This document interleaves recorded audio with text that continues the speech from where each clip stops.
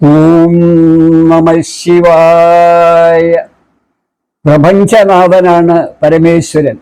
പരമാത്മാവിനെയും പരിശുദ്ധാത്മാവിനെയും പരബ്രഹ്മത്തെയും ശിവൻ എന്നാണ് നാമം കൊടുത്തിരിക്കുന്നത്.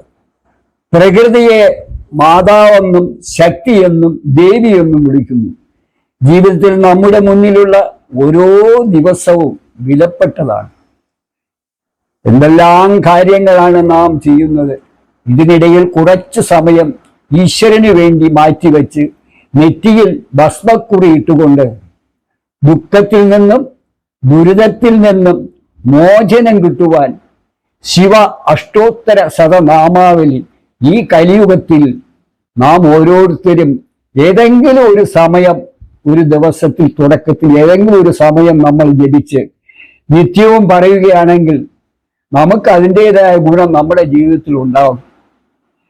108 ശിവ അഷ്ടോത്തര ശതനാമാവലി നമ്മുടെ ജീവിതത്തിൽ പകർത്തി അത് ക്ഷേത്രങ്ങളിൽ പോയി ജപിച്ച് പരമേശ്വരന്റെ അനുഗ്രഹത്തിനായി ഈ ശിവ അഷ്ടോത്തര ശതനാമാവലിയെ നമ്മുടെ മനസ്സിൽ ഉൾക്കൊണ്ടുകൊണ്ട് നിത്യവും നമ്മുടെ ജീവിതം മുന്നോട്ട് കൊണ്ടുപോകാൻ വേണ്ടി നാം പ്രയത്നിക്കുക, നിത്യം പറയുക. അതിൻ്റെതായ ഗുണം നമ്മുടെ ജീവിതത്തിലുണ്ടാവും.